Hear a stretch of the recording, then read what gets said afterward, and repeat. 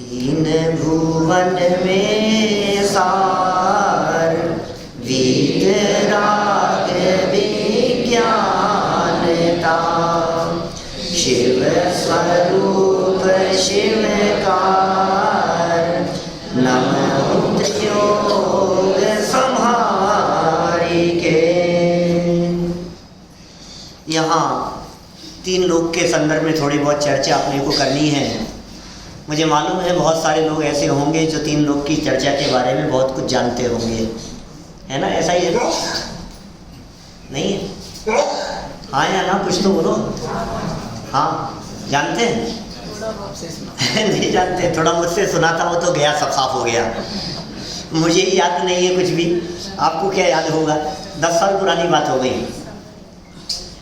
चलिए कोई बात नहीं, थोड़ी बहुत चर्चा हम यहाँ शुरू कर रहे हैं। और यहाँ स्क्रीन पर आपको दिखाई दे रहा है सर्वज्ञ कथित जिनागम के आलोक में तीन लोक रचना। माने जैन दर्शन के आलोक में हम चर्चा कर रहे हैं यहाँ, ये तीन लोक किस प्रकार का है, इस तीन लोक की रचना किस प्रकार की है। जिनागम के आलोक में इसलिए कह रहे हैं क्योंकि दुनिया में बहुत सारे धर्म दर्शन ऐसे हैं जो अपने अपने हिसाब से दुनिया की बात करते हैं। वो कहते हैं, कोई कहता है दुनिया ब्रह्मा ने बनाई है, कोई कहता है ये दुनिया किसी कण से विस्फोटित होकर के बनी है। माने अलग अलग तरह की मान्यताएं हैं। वैज्ञानिकों की मान्यता अलग प्रकार की है और दुनिया में लोगों की मान्यता अलग अलग प्रकार की है। सब धर्म दर्शनों में अलग अलग प्रकार की मान्यता दिखाई देती है, लेकिन हम यहाँ जो चर्चा आपके बीच में करने वाले हैं वो करने वाले हैं जैन दर्शन के आलोक में, जिनागम के आलोक में। तो देखिए, ये है तीन लोक। देखा हुआ चित्र है, सब जानते हैं, सब परिचित हैं इससे। लेकिन एक प्रश्न है हमारा सबसे पहले आपसे कि आखिर क्यों पढ़े तीन लोक? तीन लोक में क्या क्या है ऐसा जो देखने लायक है? बहुत विस्तार से चर्चा हो सकती है तीन लोक के संदर्भ में। 3 दिन में भी चर्चा कर सकता हूँ और 3 घंटे में भी की है मैंने भारतीय विद्या भवन में, है ना? और 3 महीने भी लग सकते हैं और 3 साल लगातार चले तो भी कम पड़े। हमें तो ये बताइए आपको क्या जानना है तीन लोक में? तीन लोक में देखने लायक क्या है? नंदीश्वर द्वीप चलना है या विदेश क्षेत्र? सिमंदर भगवान के पास में चलें, भोग भूमि में, या सिद्धों के पास स्वर्ग में चलें? चौथा काल पसंद है या कल्पवृक्ष? इस तीन लोक में आप जहां कहोगे वहां ले चलेंगे भाई। अभी स्टीयरिंग मेरे पास में है, आप जिधर कहेंगे गाड़ी उधर घुमा देंगे। बोलो किधर चलना है? ये सुनो भाई, इस तीन लोक में यदि कुछ देखने लायक है ना तो एकमात्र अपना ज्ञायक देखने लायक है, दूसरा कुछ देखने लायक नहीं है सारे। तो फिर साहब ये तीन लोक की चर्चा क्यों कर रहे हो? प्रश्न तो हो सकता है ना ऐसा, आखिर ये तीन लोक की चर्चा क्यों कर रहे हो? यदि तीन लोक में एकमात्र आत्मा देखने लायक है तो फिर ये चर्चा क्यों लेकर के बैठे हो? कि सुनो, हम ये चर्चा इसलिए लेकर के बैठे हैं कि एक बार तीन लोक को देख लो और देखने के बाद तुम्हें पता लग जाए कि इसमें कुछ देखने लायक नहीं था। इस तीन लोक में कुछ ऐसा नहीं है जो देखने लायक हो। यदि देखने लायक कुछ है तो वो एकमात्र दिखाई देगा अपना आत्मा, और जिसने आत्मा को देखा उसने लोकालोक को देखा। जिसने अपने आत्मा को जाना उसने सब कुछ जान लिया।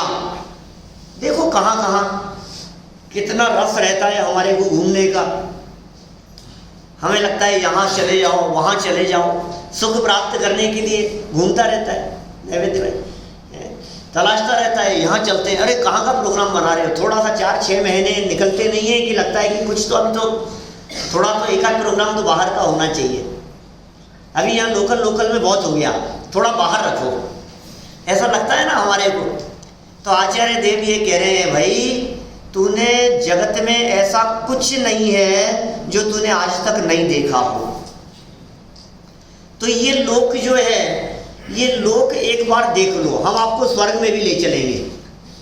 आप चाहेंगे तो नरक में भी ले चलेंगे। यदि आपका मन हो तो नरक में भी चलेंगे और मूड होगा तो स्वर्ग में भी चलेंगे। आप चाहेंगे तो भोग भूमि भी दिखाएंगे और आप चाहेंगे तो हम विदेश क्षेत्र भी आपको दिखाएंगे, सिद्धों के बीच में भी आपको ले चलेंगे। लेकिन एक बार देख लो ये सब, यदि आपका मन भर जाए तो फिर आ जाना अपने में। क्योंकि सच बात तो यही है, दुनिया में कहीं भी चले जाओ, अपने घर में आए बिना शांति नहीं मिलती है। बाहर में आपको कितनी भी सुविधाएं क्यों नहीं हो, लेकिन शांति तो अपने घर में आकर के ही मिलती है। सिद्धार्थ भाई, 7 स्टार फैसिलिटी मिले आपको बाहर, लेकिन तो भी 5 डेज 7 डेज 15 डेज फिर ऐसे लगता है कि नहीं, अब तो अपना घर अपना ही है। तो एक बार घूम लेते हैं, वापस लौट करके आएंगे, बीच बीच में घर की याद आती रहेगी, ऐसा मैं आपको याद दिलाता रहूँगा, है ना। चलिए, तो लोक क्या है आखिर, लोक किसे कहते हैं? लोक किसे कहते हैं? लोग तो सब जानते हैं, 3 लोग हैं। अभी 3 हैं कि 5 हैं वो भी बात करेंगे अपन। लोग कितने हैं अभी तो सब लोगों का यही कहना है। नवीन भाई, यही लगता है ना 3 लोग हैं, 3 लोग सब कहते हैं 3 लोग हैं। अभी हम देखेंगे कितने लोग हैं। देखिए, लोक के लिए प्रयोग किए जाने वाले बहुत सारे शब्द हैं। एक कहते हैं जगत भी कहते हैं, इसे विश्व कहते हैं, दुनिया कहते हैं, सृष्टि कहते हैं, ब्रह्मांड कहते हैं, भूगोल कहते हैं। इतने सारे शब्द मिलते हैं। लेकिन सुनो, इन सब शब्दों में से जो भूगोल है ना, यह हमारा जैन शास्त्रों का शब्द नहीं है। लोग आपसे पूछेंगे यहाँ से उठने के बाद में, शाम को क्या विषय लिया, आप कहेंगे जैन भूगोल। और मैं ये कहता हूँ, जैन दर्शन में भू गोल नहीं है, भू गोल नहीं है। समझ में आ रही है बस? तो भूगोल कैसे कहें हम? शास्त्रों में मैंने बहुत तलाशा, उल्लास भाई, बहुत देखा मैंने शास्त्रों में, मुझे किसी भी शास्त्र में, किसी भी आगम ग्रंथ में भूगोल शब्द ही नहीं मिला। मूल आगमों में कहीं भी भूगोल शब्द नहीं है। तो जैन भूगोल बनता ही नहीं है शब्द, क्योंकि हमारे यहाँ जो पृथ्वी है वो गोल नहीं है। हमारे यहाँ तो 3 लोक की चर्चा है, सर्वज्ञ कथित 3 लोक है, इसलिए भूगोल शब्द नहीं है। क्रॉस लगा सकते हैं इस पे। एक शब्द है ब्रह्मांड। ये हिंदू दर्शन वाले ऐसा कहते हैं कि ये जो सृष्टि है, जो दुनिया है, जो जगत है, ये ब्रह्मा ने बनाया है। एक तो इसका रचने वाला ब्रह्मा है, और दूसरा वो ये कहते हैं ये दुनिया अंडे की तरह गोल है। तो ब्रह्मा के द्वारा बनाया गया और एग की तरह, अंडे की तरह जिसकी रचना हो, उसे ब्रह्मांड कहते हैं। लेकिन जैन दर्शन इस ब्रह्मांड शब्द को भी स्वीकार नहीं करता। एक शब्द है सृष्टि। सृष्टि कहते हैं सृजन करने को, जिसे किसी ने बनाया हो वो कहलाती है सृष्टि। लेकिन जैन दर्शन के हिसाब से इस लोक को बनाने वाला कोई नहीं है, इसलिए सृष्टि शब्द भी हमारे यहाँ है ही नहीं, सृजन ही नहीं किया गया, तो हम कैसे सृष्टि कहें? अब शब्द आ गया है दुनिया, बोलो क्या करें, इसको भी हटा दें कि नहीं? दू नया, ठीक है ना? दू माने दो, दू, और नए, नए शब्द है आगे जुड़ा हुआ, माने जो 2 नए के ऊपर चले उसका नाम है दुनिया। सारी चर्चा जितनी भी हमारी होती है, शास्त्रों में होती हो, लोक व्यवहार में होती हो, घर गृहस्थी में होती हो, बिजनेस में होती हो, सारी चर्चा 2 आधार पर चलेगी। एक होगी सच्चाई और दूसरा होगा व्यवहार, दूसरा होगा उपचरित कथन, दूसरा होगा लोक व्यवहार, दूसरा होगा कहने के लिए, कथन मात्र के लिए। तो ये 2 प्रकार से कथन होते हैं। पंडित जी अपना ही घर समझना, हाँ अपना ही समझेंगे क्या, हम समझ लेंगे। आपके कितने घर हैं नवीन भाई मुंबई में? 1 2 होंगे, कितने हैं? लेकिन हमारे पता है कितने हैं? 25-50 तो जवेरी बाजार में होंगे, दादर में है, मलाड में है, बोरीवली में है, सब जगह पर है हमारे घर, पूरे दुनिया भर में है। कि भाई पंडित जी आप कौन से धोखे में हो? वो जितने भी कहे थे वो सब कहने के लिए है, सच में नहीं है। तो ये जो कहने के लिए है ये है व्यवहार, और जो सच्चाई है वो है निश्चय। तो ये 2 प्रकार की अपेक्षाओं से कथन होते हैं, और उन्हें कहते हैं दुनिया। दो नए के आधार पर कथन होते हैं। अभी मुझे नए नहीं पढ़ाना है, बहुत विस्तार से चर्चा हो सकती है, वो चर्चा भी बहुत इंटरेस्टिंग है, कभी अवसर मिलेगा तो नए की चर्चा करेंगे। फिर है विश्व। विश्व तो हम जानते ही हैं, विश्व, जगत, दुनिया, ये सब एकार्थवाची शब्द हैं जो हमारे यहाँ जिनागम में बहुत बाहुल्यता से प्रयोग किए गए। किसे कहते हैं कि षट द्रव्यात्मक ये दुनिया है, षट द्रव्यात्मक है ये, 6 द्रव्यों के समूह को लोक कहते हैं। लेकिन इसे बनाए कौन और कैसे बनाए? इस दुनिया को बनाने वाला कोई नहीं हो सकता है। 6 द्रव्यों के समूह को विश्व कहते हैं। ये बालबोध पाठमाला की परिभाषा है। बालबोध पाठमाला भाग 2, विश्व किसे कहते हैं? 6 द्रव्यों के समूह को। द्रव्य कौन कौन से हैं? जीव, पुद्गल, धर्म, अधर्म, आकाश, काल। अच्छा बतलाओ, जो लोग ये कहते हैं कि दुनिया को इन्होंने बनाया, जो लोग ऐसा कहते हैं, हम उनसे पूछते हैं उन्होंने दुनिया में क्या बनाया? दुनिया में क्या बनाया? उन्होंने ताजमहल बनाया, आईफिल टावर बनाया, उन्होंने क्या बनाया है दुनिया में? कि नहीं, पूरी दुनिया बनाई है उन्होंने। अच्छा, पूरी दुनिया बनाई है तो मेरा प्रश्न ये है कि नवीन भाई आपका मकान बनाया है कि भाई साहब आपका बनाया है? आपका मकान किसी ईश्वर ने बनाया? हो गया कंस्ट्रक्शन? बन रहा था ना, भगवान बना रहे थे। बोलो वाहिद भाई, नहीं है ना ऐसा? प्रकाश बोलो, जहां जहां हमें ऐसा लगे कि दुनिया किसी ईश्वर ने बनाई है, मुझे मालूम है यहाँ कोई ऐसा नहीं होगा जो इस प्रकार की मान्यता वाला होगा, लेकिन आपको लोग ऐसे जरूर टकराते होंगे आपके फ्रेंड सर्किल में। आप जहां उठते बैठते हैं वो लोग आपसे जरूर इस प्रकार की बात करते होंगे, क्या बात कर रहे हो, सबका करता धरता वो है ऊपर वाला, ऊपर वाला सब कर रहा है। आप क्या जवाब देते हैं उन्हें? आप क्या बताते हैं उन्हें? आप कभी उन्हें समझाने की कोशिश नहीं करते, और आप जब समझाते हैं तो वो समझते क्यों नहीं? सुनो, यदि ये दुनिया 6 द्रव्यों से मिलकर के बनी है तो हमारा प्रश्न ये है, एक तर्क तो वो दे दिया हमने कि दुनिया में कौन सी रोड ऐसी है जिसे भगवान ने बनाया है, दुनिया में कौन सी बिल्डिंग ऐसी है जिसे भगवान ने बनाया है, तो आपको लगेगा कोई नहीं है, क्योंकि हर जगह आपको ऐसी दिखेगी जो मैन मेड दिखाई दे रही है। फिर नेक्स्ट क्वेश्चन हमारा, मोक्ष मार्ग प्रकाशक 5वें अध्याय में बहुत विस्तार से चर्चा की है टोडरमल जी साहब ने। टोडरमल जी का 300वां जन्म वर्ष चल रहा है, ये मालूम है आपको? याद रखना उनको क्या, क्योंकि हमारे विद्वानों की परंपरा में सबसे ऊपर है टोडरमल जी। कल करूँगा चर्चा थोड़ी बहुत। तो हम बात ये कह रहे थे कि जिसने बनाया है वो खुद है या नहीं है, वो पहले था या नहीं? वो खुद ही नहीं होगा तो बनाएगा कैसे? तो खुद तो होना चाहिए। तो जो था, जो भी था तुम्हारी दृष्टि से, वो जीव था कि अजीव था? जीव था। इसका मतलब जीव तो पहले से हो गया, जीव तो नहीं बनाया। बराबर हो गई बात? खुद था ना। तो जो था उसकी बॉडी थी या नहीं थी? शरीर भी होगा, तो जीव भी था और शरीर भी था, माने पुद्गल भी था, तो 2 द्रव्य तो नहीं बनाए। पक्का हो गया?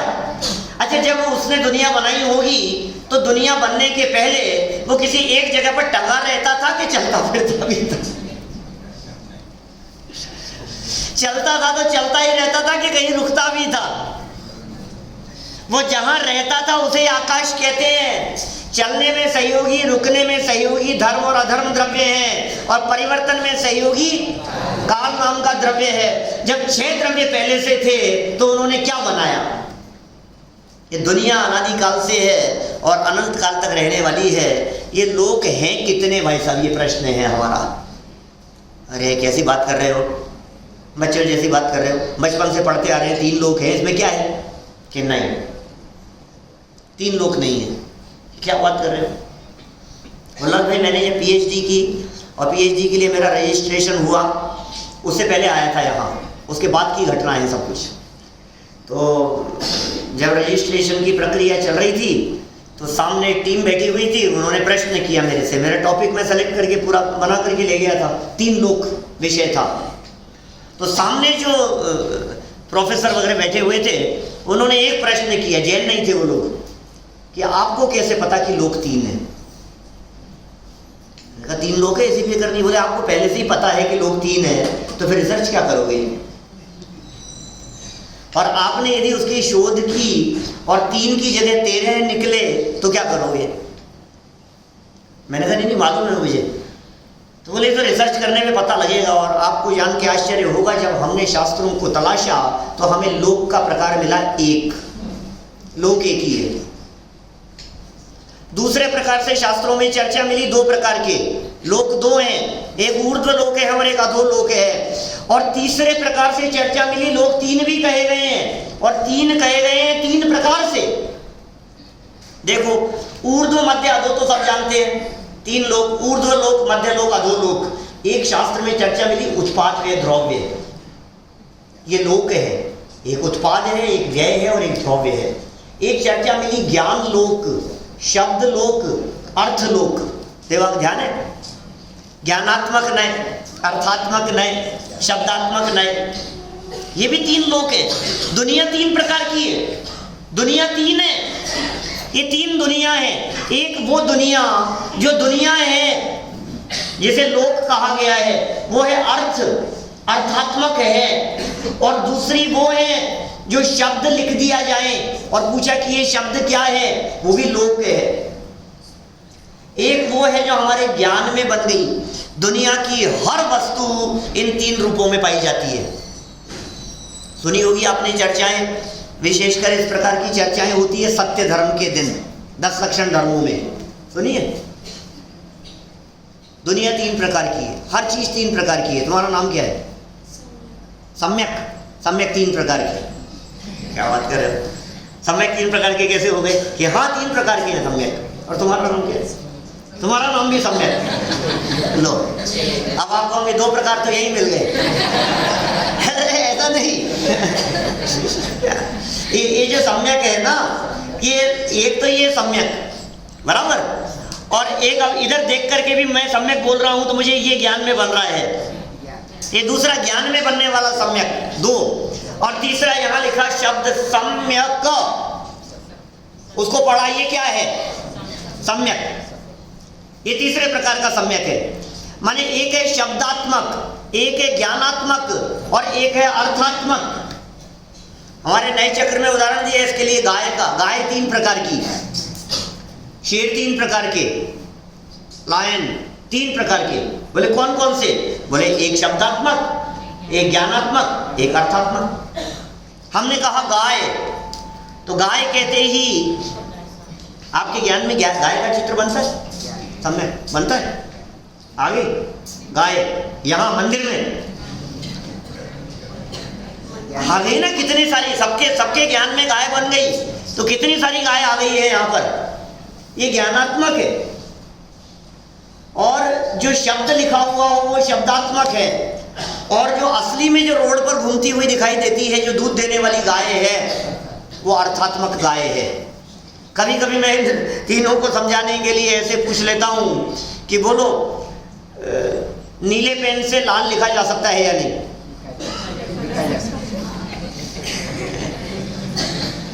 नीले पेन से लाल लिख सकते हैं? क्या बात कर रहे हैं? लिख सकते हैं? नीले पेन से लाल लिख सकते हैं आप? Very good. अब मेरा नेक्स्ट क्वेश्चन, जो नीले पेन से लाल लिखा है वो लाल है या नीला है? योगेंद्र भाई कहता है नीले पेन से हमने लाल लिखा, तो जो लाल लिखा वो नीला है या लाल है?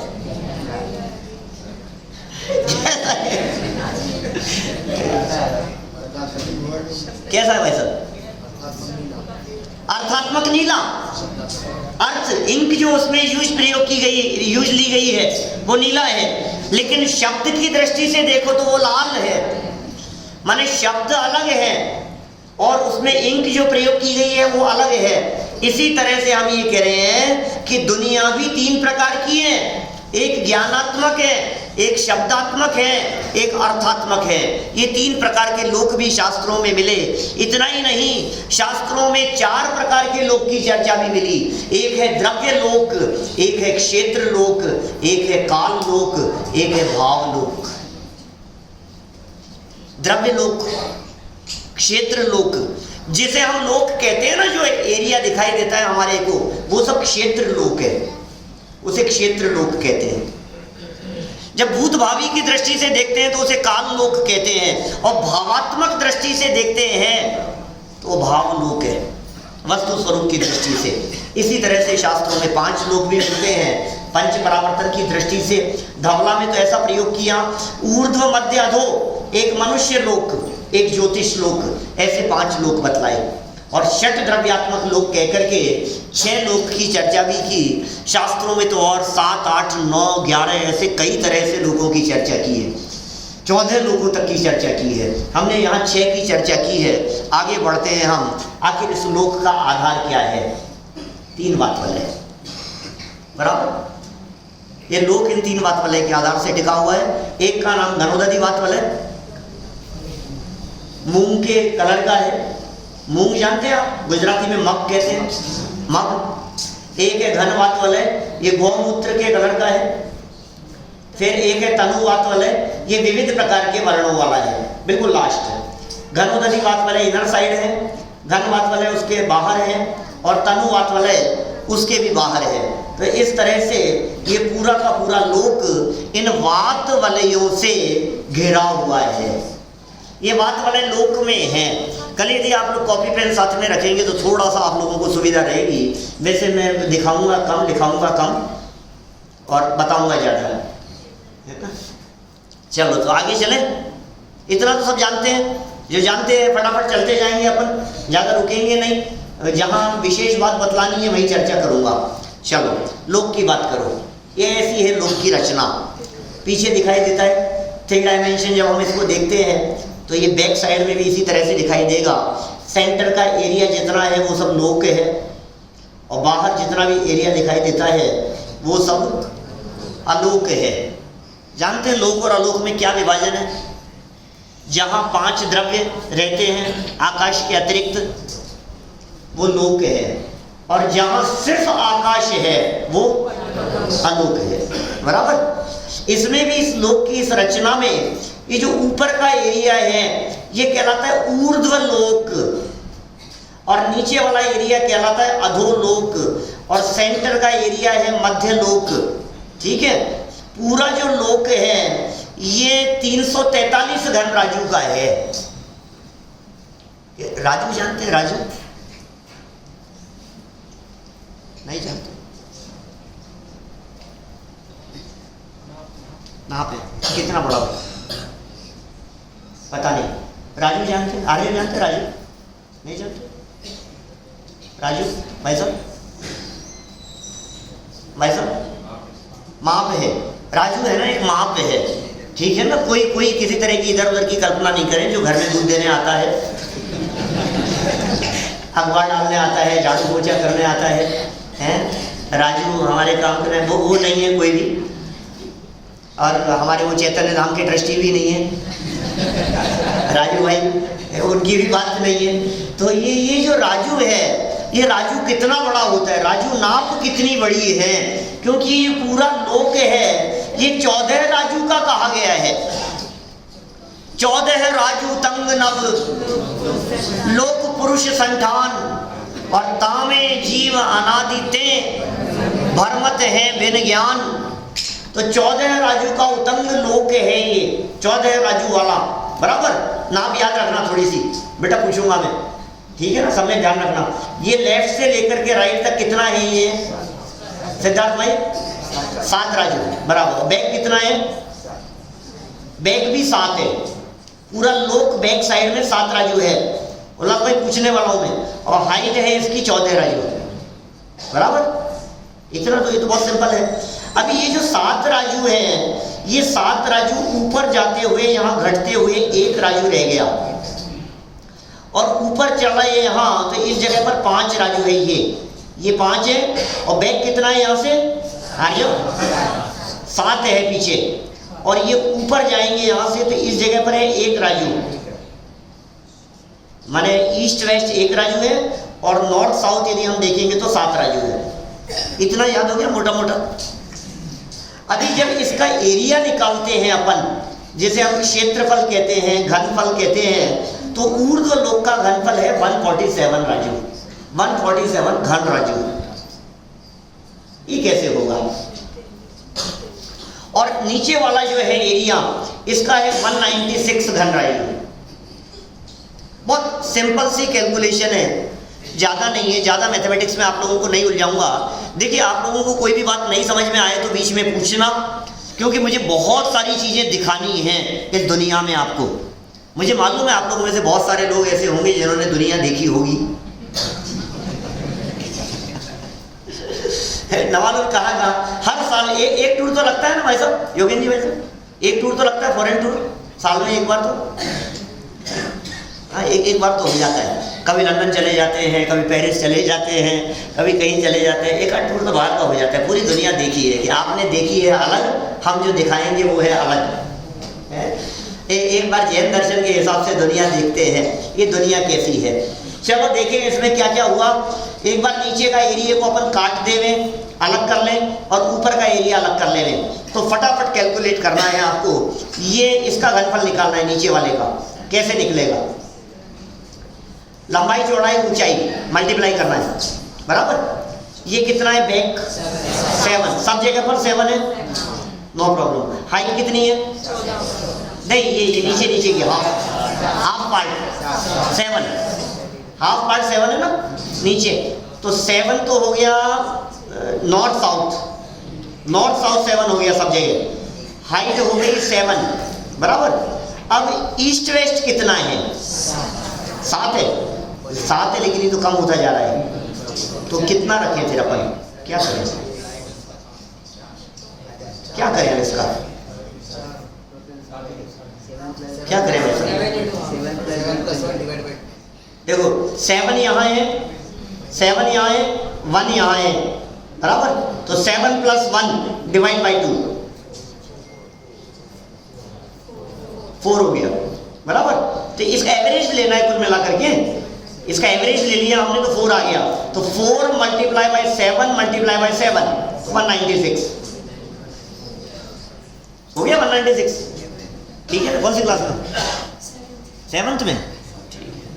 ये तो 6 में पढ़ लिया होगा, है ना? 6 में आ जाता है एवरेज तो। चलो ऊपर वाले का निकालो फटाफट, ये थोड़ा सा कठिन हो गया। ऊपर वाले का क्या चक्कर है? 7 तो हाइट हो गई, इसमें तो कोई दिक्कत ही नहीं है। हाइट में तो कोई दिक्कत नहीं है, हाइट तो 7 है वहां भी। और बैक कितना है? बैक भी 7 है। अब ये जो है ईस्ट वेस्ट, इसमें फर्क है। यहाँ है 1, यहाँ है 5 और यहाँ है 1। तो अब कितना होगा? ये चक्कर है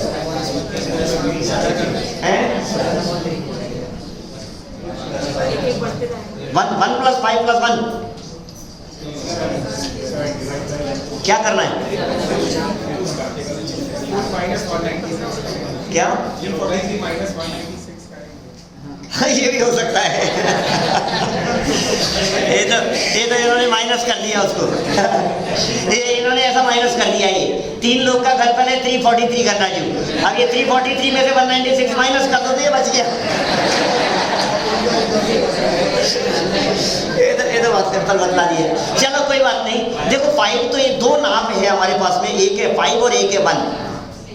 एक है 5 और एक है 1, तो 6 हो गया टोटल। 5 और 1 6 को 2 से डिवाइड करो, 2 ही नाप है ना, तो 3 आ गया।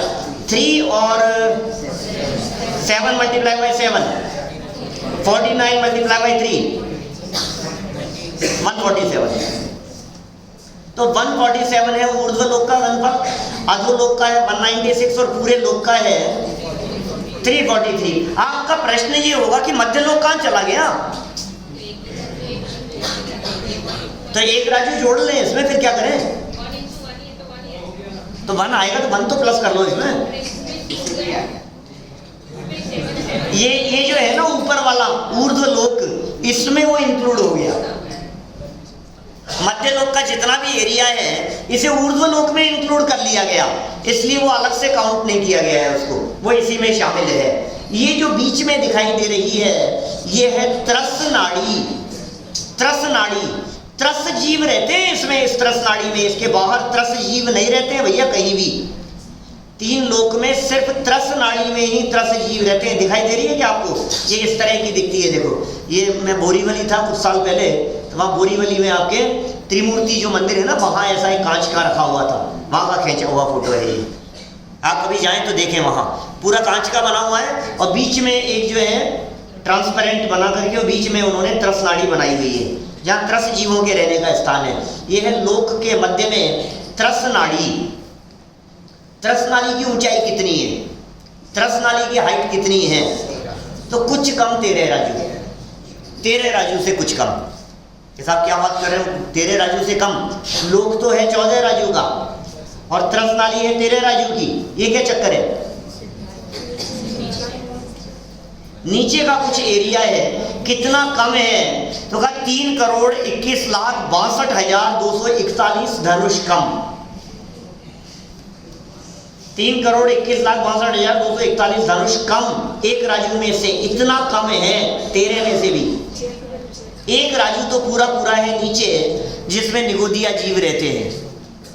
नित्य निगोदिया जीव है, मुख्य रूप से स्थायी स्थान है वो निगोदिया जीवों का नीचे।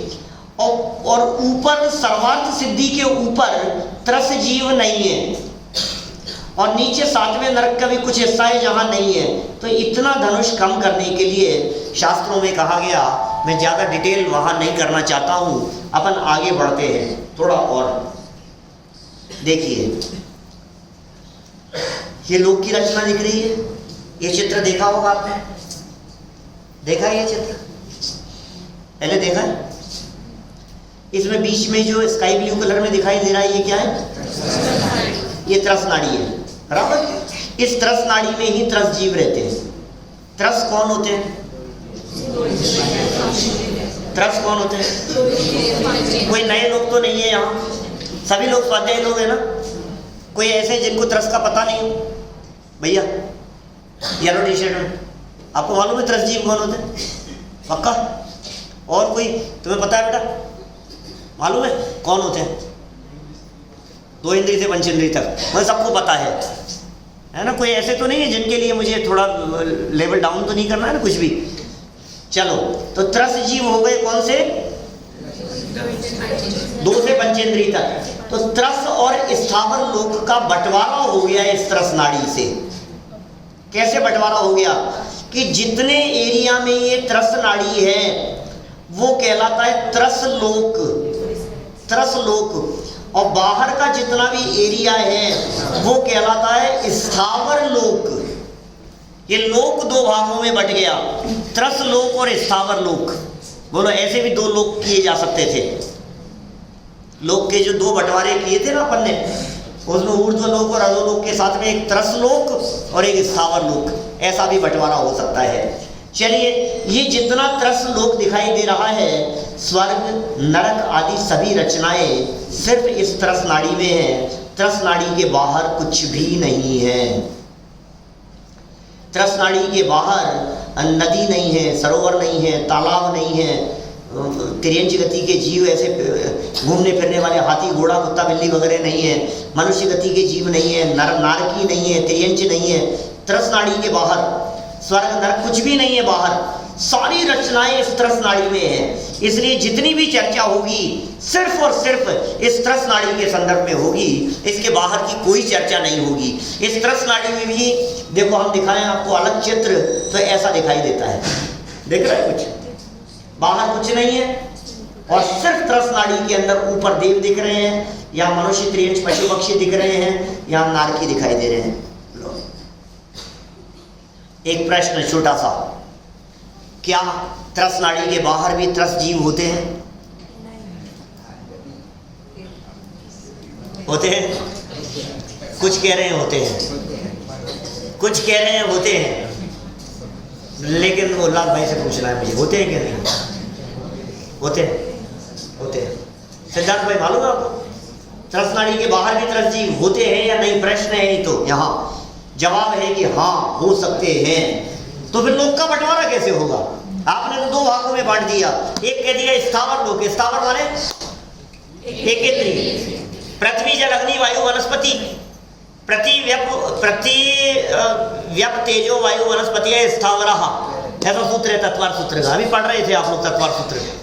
प्रति तेजो वायु वनस्पति है स्थावरः, वो स्थावर जीव हैं जो बाहर रहते हैं, और अंदर रहते हैं वो वो त्रस है, अंदर स्थावर नहीं रहते। तो स्थावर कितने एरिया में रहते हैं? पूरे एरिया में। और त्रस कितने एरिया में रहते हैं? तो अभी बाहर भी तो रहते हैं, कुछ तो कह रहे हो आप। देखो बाहर की चर्चा करता हूं। बाहर रहते हैं मारणांतिक समुद्घात की अपेक्षा से। मारणांतिक नाम का एक समुद्घात है। मारणांतिक समुद्घात क्या होता है? एक ऐसी अवस्था है, एक ऐसी सिचुएशन है जिसमें मरने के पहले यह जीव जहां जन्म लेना है उस जगह को टच करके आ जाता है, देख करके आ जाता है मरने के पहले। वो मारणांतिक नाम का समुद्घात कहलाता है। मेरा एक प्रवचन है YouTube पर 7 समुद्घात के नाम से, 7 प्रकार के समुद्घात। पूरे 1 घंटे तक चर्चा ही 7 प्रकार के समुद्घातों की है। कैसे होता है क्या? यहाँ भी मैंने कहीं दिया था, भारतीय विद्या भवन में या कहीं, 7 समुद्घात बहुत सालों पहले। तो उनमें एक मारणांतिक समुद्घात का, हाँ, लोकपूर्ण समुद्घात भी है, मारणांतिक समुद्घात है, वेदना समुद्घात है, कषाय समुद्घात है। लोकपूर्ण तो केवली में शामिल हो गया, उसके 4 भेद हैं। इसी तरह से तेजस समुद्घात है, आरक समुद्घात है, विक्रिया समुद्घात है। 7 प्रकार के समुद्घात कहे हैं। माने समुद्घात किसे कहते हैं? समुद्घात समझो, मूल शरीर को छोड़े बिना आत्म प्रदेशों के बाहर निकलने को समुद्घात कहते हैं। क्या भैया? यदि शरीर छोड़ करके आत्मा निकल जाए तो क्या कहलाएगा? मरण हो गया। शरीर छोड़ के ही आत्मा निकल गया तब तो मरण हो गया, लेकिन शरीर तो छोड़ा नहीं और आत्मा बाहर निकल करके चला गया। मूल शरीर को छोड़े बिना निकल करके चला गया और वापस लौट करके आ गया, ये कहलाता है समुद्घात। मैं तो ऐसा कहता हूं, पूरे जिनागम में समुद्घात को छोड़कर कोई ऐसा प्रकरण नहीं है जो ये सिद्ध कर सके कि ये आत्मा शरीर से अलग है जिंदा रहते हुए। बोलो, मरने के बाद तो पता नहीं क्या होता है, जो कुछ भी होता हो, लेकिन जिंदा रहते हुए ये आत्मा और शरीर अलग अलग है, इस बात को प्रूफ करने वाला यदि कोई प्रकरण है तो वो है समुद्घात। क्योंकि यदि अलग नहीं होता तो निकलता कैसे, जाता कैसे, जाकर के आता कैसे? एक मारणांतिक नाम का समुद्घात है। इस समुद्घात में क्या होता है? कोई त्रस जीव है भैया यहाँ पे, हम आप लोगों में से भी कोई हो सकता है, वो त्रस जीव, और उसे मर करके जन्म लेना है यहाँ इस जगह पर। मान लो यहाँ त्रस जीव है, मर के यहाँ जन्म लेना है, तो मारणांतिक समुद्घात करता हुआ वो त्रस जीव मरने के पहले उसका आत्मा यहाँ तक जाकर के वापस आ जाएगा।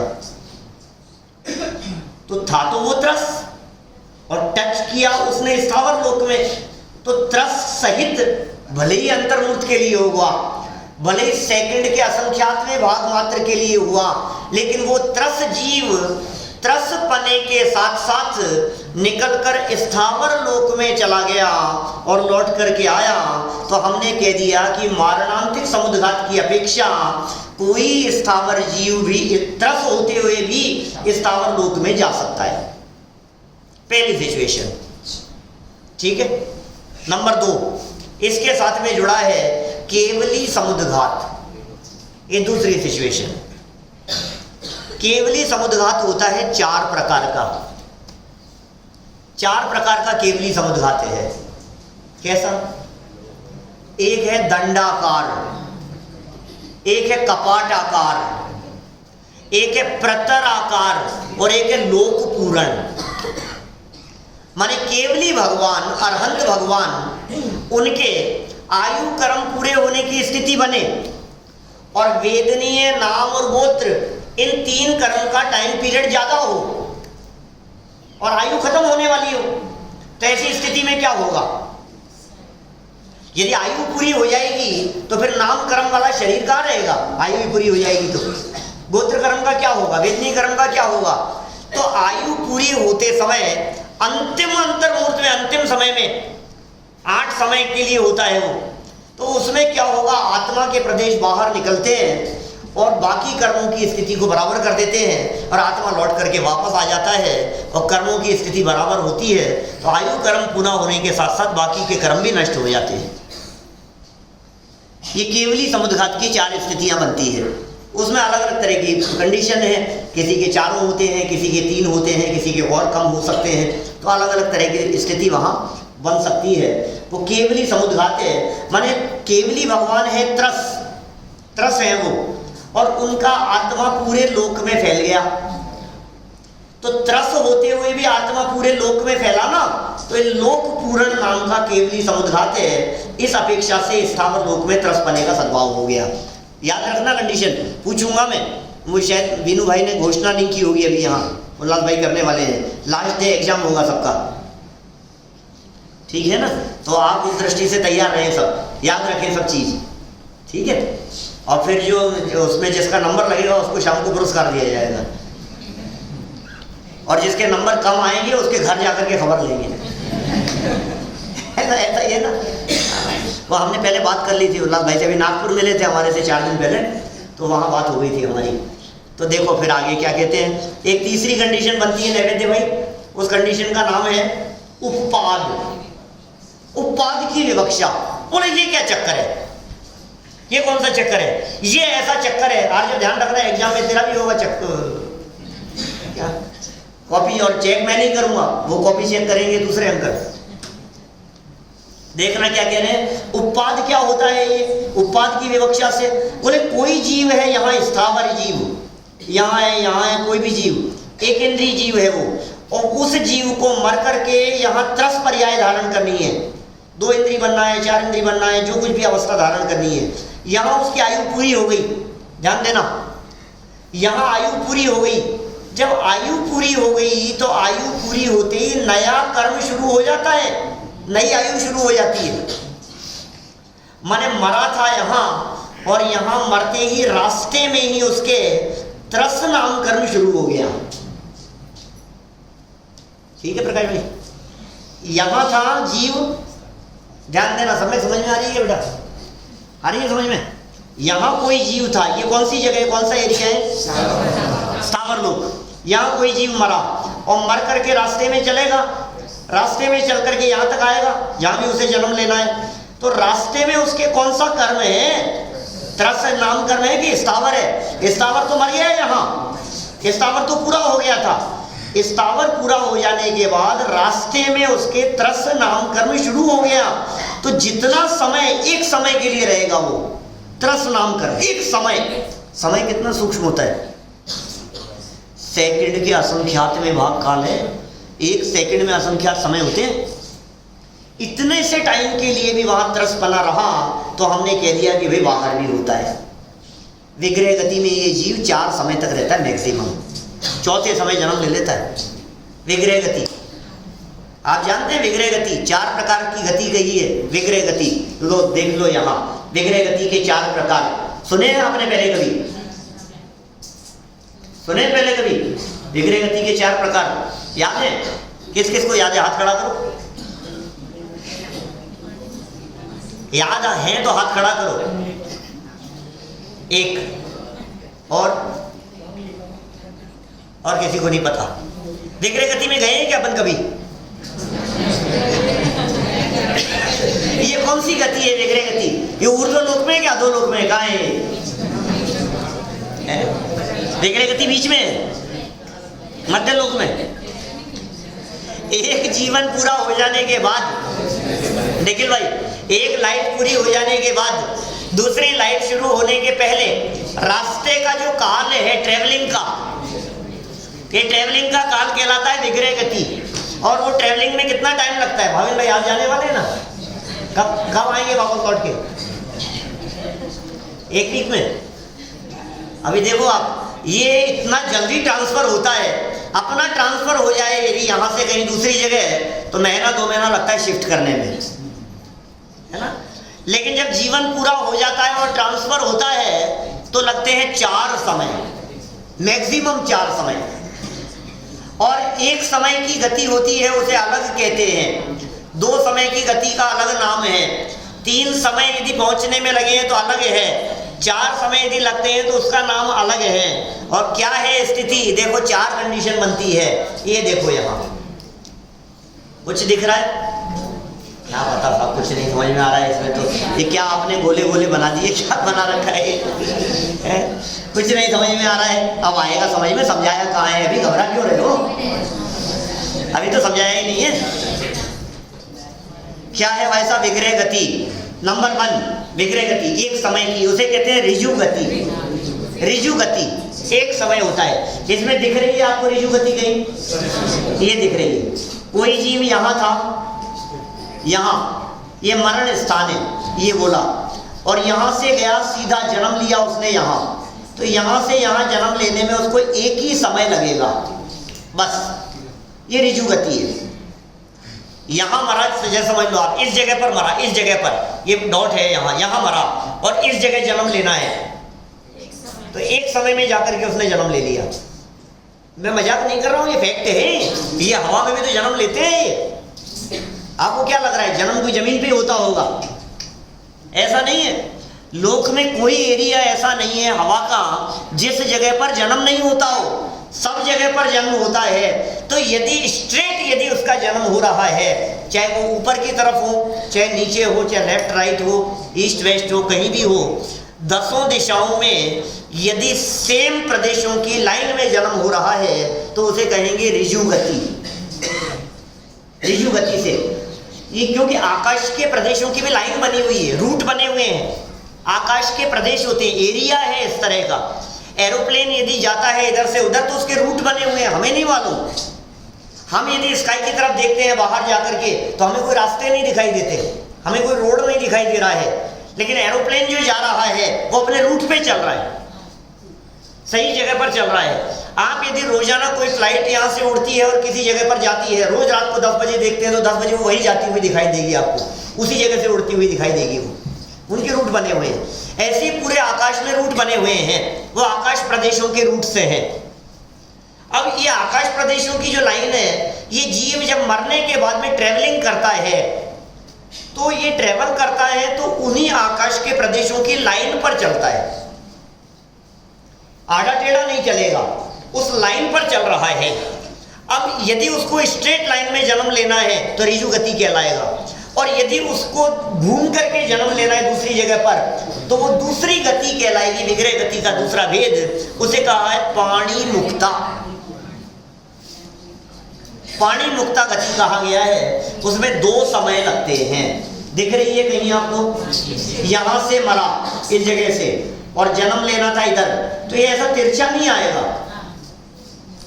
समझ में आ रही है बात? माने ये जो जीव चलता है मरने के बाद में, तो इसकी जो चाल होती है वो चाल चेस खेलते समय जैसे एलिफेंट की चाल होती है उस तरह से चलता है। रुक कहते हो इंग्लिश में, चेस खेलते हो तो वो जैसे चलता है वैसे ऐसे तिरछा नहीं चलेगा, ऊंट की तरह नहीं चलेगा, कैमल की तरह नहीं चलेगा वो तिरछा।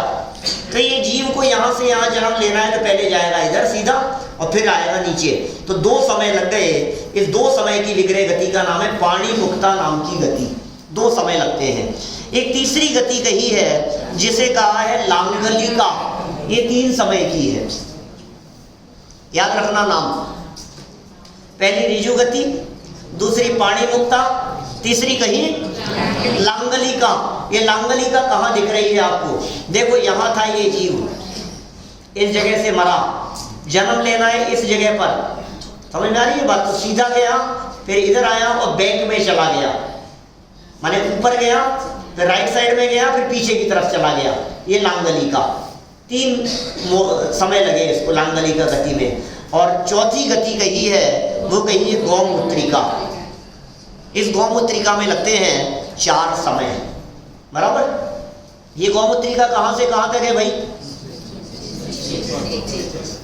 जीव था कहाँ? यहाँ पे, यहाँ से मरा, एक मोड़ लिया इधर, सीधा गया, फिर गया यहाँ से ये यहाँ चला गया, 2 समय हो गए, फिर राइट में आया 3, और फिर चौथे समय में चला गया अंदर। माने स्थावर लोक की तरफ कहीं उधर जन्म लेना हो तो वो एरिया हो जाता, क्योंकि यहाँ से देखो सीधे नहीं जा सकता था ऊपर, समझ में आ रही है बात? क्योंकि बीच में ये ट्रायंगल जैसी स्थिति है, ये कॉर्नर है, ये यहाँ से स्ट्रेट नहीं जा सकता था, तो उस एरिया की तरफ जाने के लिए इसको पहले इधर जाना पड़ेगा, फिर सीधे जाएगा, फिर मुड़ेगा और फिर पीछे जाएगा। ये 4 समय लगते हैं। ये गौमूत्रिका नाम की गति कहलाती है। ये विग्रह गति की 4 कंडीशन बनती है। 4 समय से ज़्यादा इस जीव को जन्म लेने में टाइम नहीं लगता। इसका मतलब ये है कि जो लोग ऐसा समझते हैं कि ये आत्मा भटक रही है, मरने के बाद भटकती है कि नहीं भटकती है? कभी कभी लोगों को दिख जाती है आत्माएं। और कोई की आत्महत्या हुई हो ना, तब तो लोग कहते हैं भाई साहब 6 महीने तक इसको बॉडी नहीं मिली, 6 महीने तक इसकी आत्मा भटकती रही। सही क्या है नैवेद्य भाई? भटकती है कि नहीं भटकती आत्मा? नितिन भाई क्या कहना है? नहीं भटकती? बोलो देवीलाल जी सर। नहीं, हम लोग क्या कर रहे हैं? संसार दशा में हम लोग सब भटक ही तो रहे हैं क्या? हाँ, बिना शरीर के भटकने वाली जो बात है वो नहीं होती क्या? बिना शरीर के बिना आत्मा भटकती नहीं है कभी। इसलिए कभी ऐसा भ्रम हो ना इस तरह का अंधेरे में, कभी समझ लो आप लोग तो रात को बहुत घूमते हो, और अभी तो मैंने न्यूज़ भी पढ़ी थी इस तरह की न्यूज़पेपर में कि 24 आवर्स मुंबई में शॉप्स खुली रहेगी, मार्केट खुला रहेगा। अब आधी रात को 3 बजे, 3:30 बजे, 2:30 बजे इधर से उधर आ रहे हैं और अचानक आपको सफ़ेद साड़ी में कोई दिखाई दिया। घर आने के बाद में आप बोले मेरे को तो नींद नहीं आ रही, मैंने तो भटकती आत्माएं देखी है वहाँ, उधर तो आत्माएं हैं। अरे भाई कोई आत्माएं नहीं भटकती है ऐसी, क्योंकि आत्मा सफ़ेद कलर की होती नहीं है। आपको गलतफहमी हो गई है। हाँ, और जो भटक रही हैं वो सब हम जैसे ही भटक रहे हैं। सब सारे जगत में आज तक अनादिकाल से भटकते ही आए हैं, तो उसकी बात नहीं है। चलिए आगे बढ़ते हैं हम थोड़ा सा और। ये था लोक, ठीक है।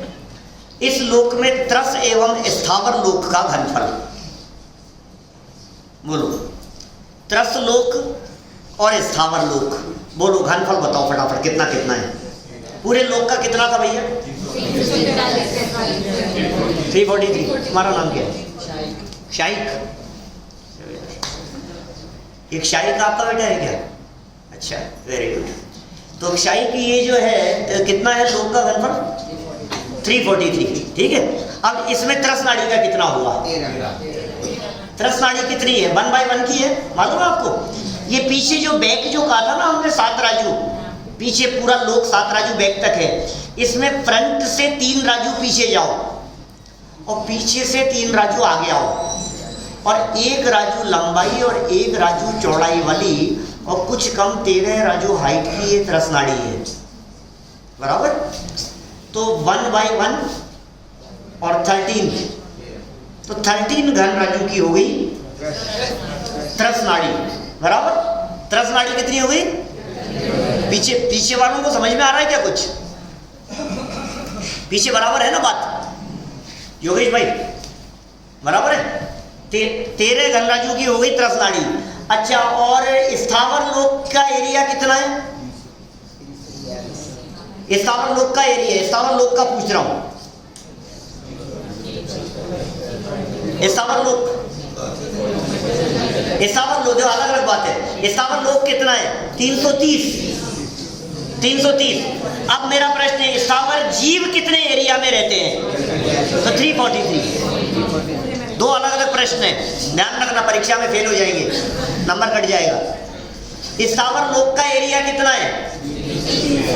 तो त्रस लोक का एरिया माइनस करना पड़ेगा, वो कहलाएगा स्थावर लोक का एरिया, 330 घन राजू। और स्थावर जीव कितने एरिया में रहते हैं? तो वो जवाब आएगा 343। स्थावर जीव पूरे लोक में रहते हैं। अब हमें यहाँ ये कहना है उल्लास भाई, क्या जिसके लिए इतनी मेहनत की है, इतना सारा बात हमने समझाया है, विचारो जरा कि हम कहाँ आ गए। ये इंपॉर्टेंट बात है। आपको लगता है हम कौन सी जगह आकर के बैठ गए? अरे क्या बात कर रहे हैं पंडित जी, कोई ऐसा ना समझी जैसी बात मत कहना कि झवेरी विचार मंदिर में बैठे हैं। कहाँ आ गए हैं आप? कहाँ से निकले हैं आप? आपको अंदाजा है? ये 343 घन राजू जो एरिया है, इसमें स्थावर अवस्था से निकल करके हम जिस अवस्था में आकर के बैठ गए हैं, आपको इसका कुछ अंदाजा है भूपेंद्र भाई? कौन सी जगह आ गए हैं हम कौन सी लेवल पर आ गए हैं? हमने कितने लेवल क्रॉस किए हैं? कभी महिमा आती है आपको अपने आप की? कभी आप फील करते हैं कि हम कितने स्टैंडर्ड के लेवल में आ गए हैं? हम कौन सी जगह पर? अरे देव लोग तरसते हो जिस अवस्था के लिए, ये मनुष्य पर्याय। मैं कभी जब आपको समझाता हूँ, कभी किसी ने ध्यान दिया होगा, कभी पुरानी बात आपको याद होगी कुछ, तो मैं ये कहता हूँ एक तरफ स्थावर जीवों को रखो, एक तरफ राइट साइड में हमने स्थावर जीवों को रखा, और नवीन भाई लेफ्ट साइड में हमने त्रस्त जीवों को रखा। शायद एक तरफ स्थावर जीव, स्थावर माने निगोदिया वगैरह सब शामिल है उसमें, एक इंद्रिय, और एक तरफ रखे हमने त्रस्त। अब क्या करना है देव, हम क्या करें बोलो? अब हमें ये करना है कि इधर से जिधर स्थावर जीव थे नैवेद्य, इनमें से हमने अनंत जीव उठाए। क्या सर? अनंत उठाए हमने यहां से, और अनंत उठा करके सामने निकाल के रख दिए, बराबर। और इधर से एक त्रस्त जीव उठा करके हमने सामने रखा। इधर से अनंत एक इंद्रिय उठा के सामने रखे, इधर से एक त्रस्त जीव, इधर से अनंत एक इंद्रिय जीव, इधर से एक त्रस्त जीव, इधर से अनंत एक इंद्रिय जीव, इधर से एक दो इंद्रिय जीव, इधर से अनंत त्रस्त स्थावर जीव, अनंत स्थावर, और इधर से फिर एक दो इंद्रिय, अनंत एक, अनंत एक, अनंत एक, अनंत एक। धीरे धीरे क्या होगा? दो इंद्रिय खत्म हो गए, फिर अनंत, तीन इंद्रिय अभी तो बहुत है अपने पास में, फिर अनंत, फिर एक तीन इंद्रिय, फिर अनंत, फिर एक तीन इंद्रिय, फिर अनंत, फिर एक तीन इंद्रिय, तीन इंद्रिय खत्म, चार इंद्रिय खत्म, पंचेंद्रिय में नारकी खत्म, त्रियंच खत्म, देव खत्म, मनुष्य खत्म, खाली हो गया इधर सब, और इधर अनंत के अनंत बने। कुछ समझ में आ रहा है मैं क्या कह रहा हूं? क्या कुछ भाव वासन हो रहा है क्या कह रहा हूं मैं? ये अनंत कितने हैं ये एक इंद्रिय जीव? अरे उन अनंत एक इंद्रिय जीवों में से निकलकर त्रस पर्याय की प्राप्ति करना, जिसके लिए दौलत राम जी ने क्या लिखा है छेड़ाला में? दुर्लभ लही जो चिंतामणि, क्यों पर्याय लही लट तणी। अरे त्रस छोड़ो, त्रस तो बहुत सारे हैं, लट बोलो। दो इंद्रिय अवस्था की प्राप्ति करना वो चिंतामणि रत्न के समान है, और चिंतामणि रत्न कितना दुर्लभ है। जवेरी बाजार में मिलता है कि नहीं यहाँ कहीं? है? पहले आया था तो तलाशा था मैंने, वैसे नहीं मिला यहाँ कहीं। हमारे जयपुर के जौहरी बाजार में भी नहीं है, बाहर भी कहीं नहीं मिला।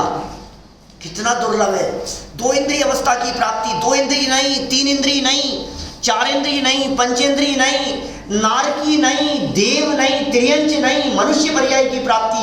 अरे असंख्यात भव इस जीव को देव पर्याय के मिले तो एक भाव मिलता है मनुष्य का। आगम प्रमाण से बात कर रहा हूं, ध्यान देना क्या कह रहा हूं, वापस सुनना, वाक्य वापस सुनना। असंख्यात बार ये जीव देव पर्याय में जावे, असंख्यात बार, तो एक बार अवस्था मिलती है क्षायिक तुम जैसी। सोचो, असंख्यात बार। और ये मूर्ख ऐसा है, कहता है पंडित जी प्रवचन सुनने जा रहा हूं आजकल तो रोजाना, कौन से स्वर्ग तक जा सकते हैं पंचम काल में? कौन से स्वर्ग तक जा सकते हैं? हमने कहा 16वें तक जा सकते हैं। अरे पंडित जी 16वें तक जा सकते हैं पंचम काल में? मैं रोजाना सुनने के लिए आऊंगा तो 16वां नहीं तो पहला तो मिल जाएगा। इसे स्वर्ग स्वर्ग दिखता है, इसे देवगति दिखाई दे रही है। हम ये कह रहे हैं असंख्यात भव देव पर्याय के धारण करें, असंख्यात बार, तब तक इसको मनुष्य बनने का चांस नहीं मिले। और मनुष्य पर्याय की प्राप्ति सुनो, आगे कथन करता हूं, अनंत बार मनुष्य पर्याय की प्राप्ति हो तो एक बार उच्च कुल जैन कुल में जन्म लेने का अवसर मिलता है। रत्नकरण श्रावकाचार्य सदाशिवदास जी की टीका, पेज नंबर 52, 52 नंबर पेज पर आप उस प्रकरण को उठा करके देखें तो आपके पैरों के नीचे से जमीन खिसक जाएगी। अनंत भव मनुष्यों के अनंत भव बिताए हमने, और उसके बाद एक भाव मिला हमारे को जैन कुल का। आपको पता है आप कहाँ आ गए हैं? जैन कुल में आकर के जन्म लिया है हमने, ये जैन कुल। और सुनो, अब अनगिनती बार जैन कुल में जन्म लेवे तो एकाध भाव आपको कदाचित ऐसा मिले जिसमें गुरुदेव श्री जैसे महापुरुष का योग मिले। आपको ये वीतरागी तत्वज्ञान की चर्चा सुनने का अवसर मिले, आपको क्या लगता है सारे जैनियों को मिल रही है? मैं भी इसके अंदर 20 स्टेप और लगा सकता था। जैनियों में भी जैन कुल में जन्म लेवे और फिर उसमें भी सोचो आप हिंदुस्तान में जन्म लेना, क्योंकि प्रदेश में भी बहुत सारे जैनी हैं, उनको कुछ पता नहीं है। मंदिर पास में होना, दर्शन करने का अवसर मिलना, रात्रि भोजन नहीं मिलना, स्वाध्याय मिलना, स्वाध्याय के अंदर भी विशुद्ध तत्व ज्ञान मिलना, ये बने बनाए भगवान आत्मा की चर्चा करने वाला जो ये माल मिल गया है हमारे को, ये प्योर गोल्ड है भाई साहब, 24 कैरेट का है, 16 ताव का सोना है ये। माने इतना शुद्ध माल मिल गया है कि भाई सुन, तेरे में शरीर तो छोड़, द्रव्य कर्म, भाव कर्म, और ये पर्याय मात्र की तेरे में मिलावट नहीं है। तू ऐसा बना बनाया भगवान है। तू अपने परमात्मपन का निर्णय कर, नक्की कर, अनुभव कर, तू वर्तमान में बना बनाया हुआ भगवान है। ये बात कहने वाला कौन मिलेगा और कहाँ अवसर मिलेगा आपको? अनंत अनंत अनंत अनंत काल बिता दो तो आपको दोबारा ऐसा अवसर नहीं मिले। हम कहाँ आकर के बैठ गए? ये प्रश्न छोड़ा है मैंने आपके लिए, एक बार विचार करना, कौन सी जगह पर आकर के बैठ गए हैं? फील होता है थोड़ा सा। और सुनो, यदि ये अवसर चला गया तो फिर दोबारा ये अवसर कब मिलेगा, इसके बारे में गंभीरता से विचार कर लेना आप। 3 लोक में सर्वोत्कृष्ट जगह पर आकर के बैठ गए हैं हम, सर्वोत्कृष्ट समागम हमारे को मिल गए हैं, ये चर्चा करने वाले मिल गए हैं, ये विद्वान मिल गए हैं, ज्ञानियों का योग मिल गया है, समागम मिल गया है। और फिर भी यदि नहीं चेते, जागृत नहीं होवे तो फिर भाई तुझे दिखाएंगे कल 3 लोक और कि तू कहाँ कहाँ भटकेगा। शेष चर्चा